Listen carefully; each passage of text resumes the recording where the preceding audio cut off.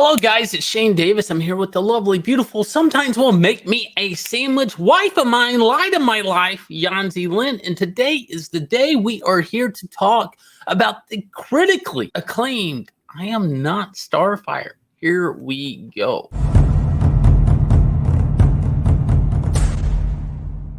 So you look at Twitter, we all know I'm not Starfire. I'm not Starfire. You're not Starfire. Nobody's Starfire at this point. Nobody's Definitely Starfire. not this Mandy. Mariko kind of look alike too. I wonder if this is something that they famously call a self-insert.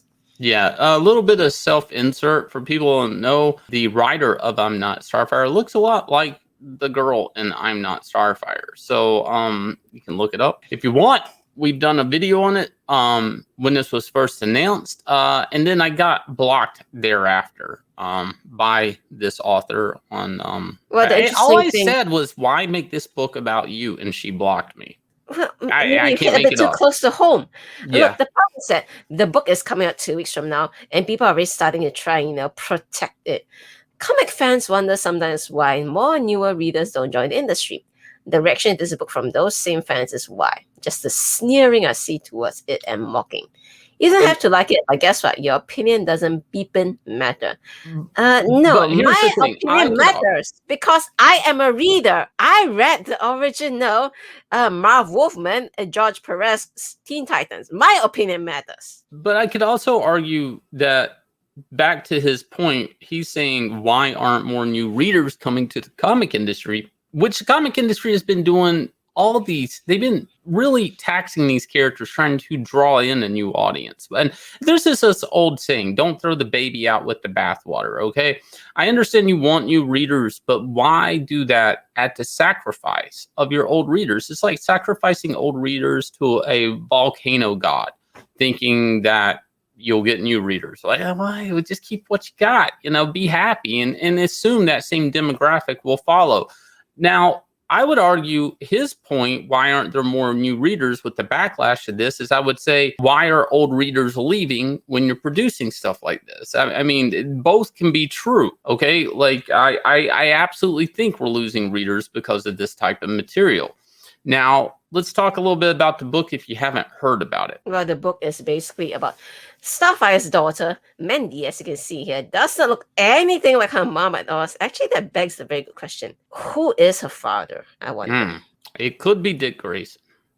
Really? You want to tell me genetics can be so screwed up that you put Starfire plus Dick Grayson and you get that over there? Maybe he had bad Taco Bell that night. I don't know.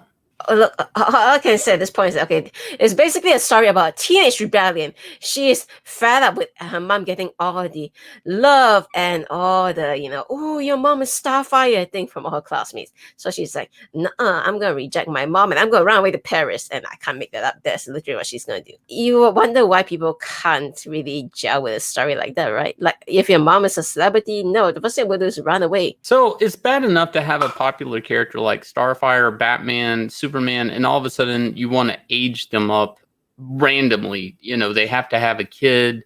They have Batman with Damian, the Super Sons. You have stuff like this, and all of a sudden your character is a dad overnight, okay? But you usually have good stories to tell out of it. Instead, here, you just have a, what looks like very healthy, what would you say, 12-year-old hating their mother? She's a high school girl, I think, so. Yeah. Teenage angst. Right. Yeah, but she doesn't like her mother's physical appearance or how she's idolized. And, it's easier to be mad at other people than to be mad at yourself or your state. No, seriously, you guys should go look up pictures of Mariko Tamaki and you can tell me if this is a self-insert or not.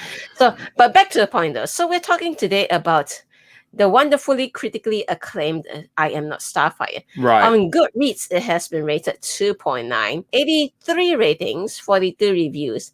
Now, I know some of you are going to say, oh, it was just review bombed by all the haters. Actually, no. First off, this book isn't out yet.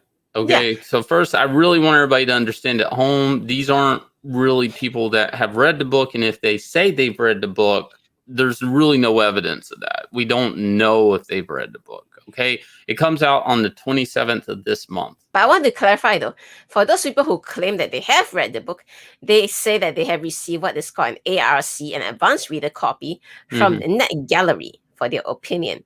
So what is Net Gallery?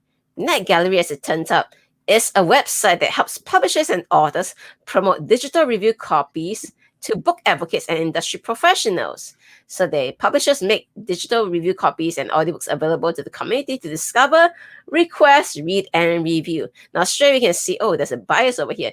So they are not going to actively give these books out to, say, comic book store retailers. No, they're not. They are going to give it to people who ask for it.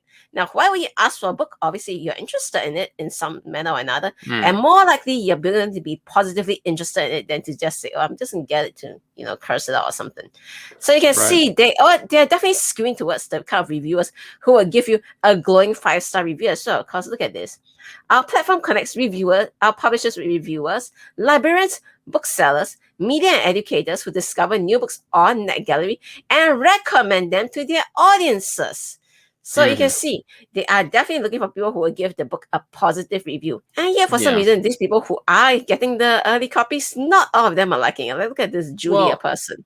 To be fair, I'm not going to go spend money for an outside service to get me negative reviews. I mean, if there's a business to be had with this service, they're going to get you positive reviews because you're paying their service.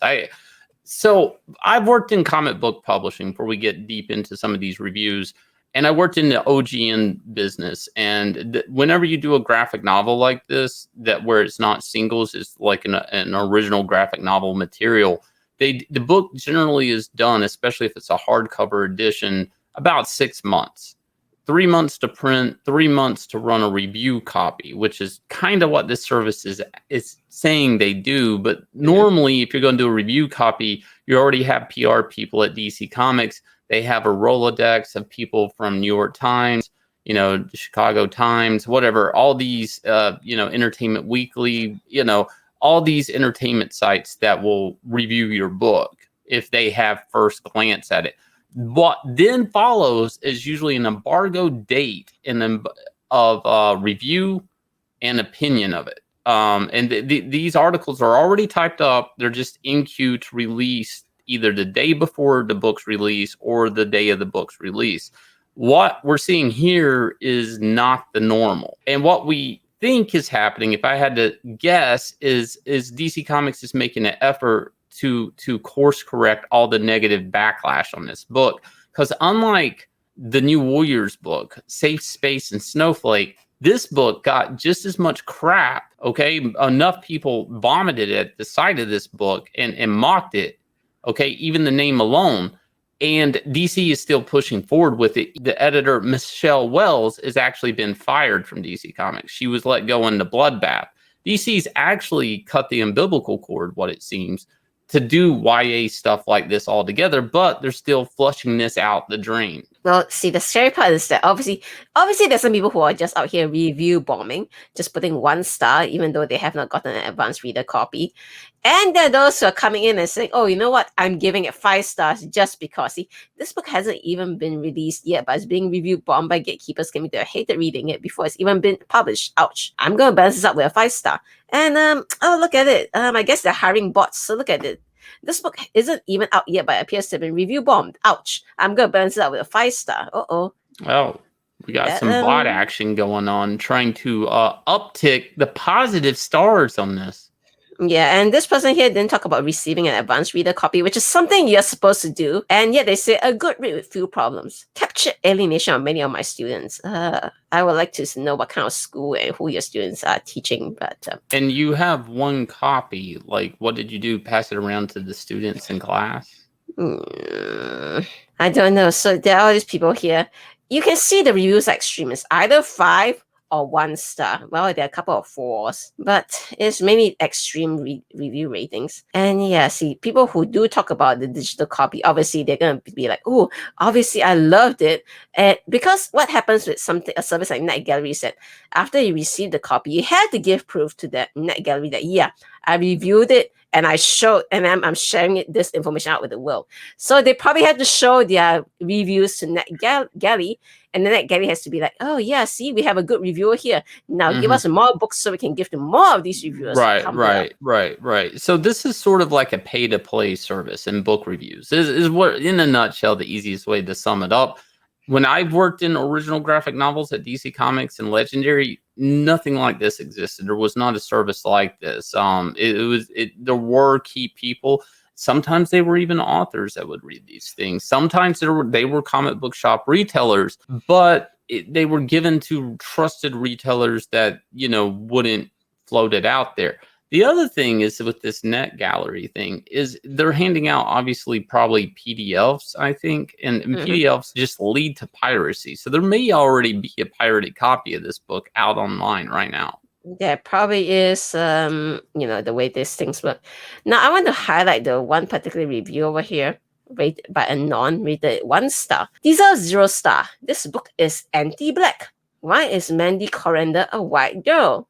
The way this author did no type of research and didn't read up on any of the source material for the character Starfire before publishing their self-insertion fanfiction, where they imagine themselves as a daughter, blah, blah, blah, blah, blah. Starfire is a black-coded alien. Wow, all right. So we are appealing now to all these readers who see nothing but race in every single thing, including that of a literal alien princess who is obviously not coded anyway whatsoever. I think we can speak to Perez and Wolfman about that. Yeah, she's orange. I mean, let's just get down to it. Not black, she's orange. For people who don't get what this person's saying is Starfire in Teen Titans TV show is cast by an African American, a black lady. So the Titans show, but see, in the cartoon Teen Titans, she was definitely alien. The way she behaved and talked and everything, she was definitely alien, not coded anyways. Only because of that Titans TV show, them think, oh, she's black coded. Like, no. Okay, Anon, I think you are the one who actually has to do some research and find out that Starfire is an alien, no black coding. Thank you very much. Absolutely. So, guys, we don't know. Is I'm Not Starfire a hit? Could it be possible that these people are telling us the truth, or is it just a joke, like everybody's perceived it to be? Let us know below in the comments what your thoughts are. Share the video, hit the like button if you will. Also, want to remind everybody, Inglorious Rex sign up list is out. Go get yourself signed up. Get on the newsletter for it. Get yourself a trading card with purchase. We'll talk more about what the signups get something special. We're giving them something special, aren't we, Yanzi? Yep, you're gonna get access to a secret tier and probably a special little trading card with that tier as well. So yep. All right, guys. So we'll catch you guys again with another video. Take care.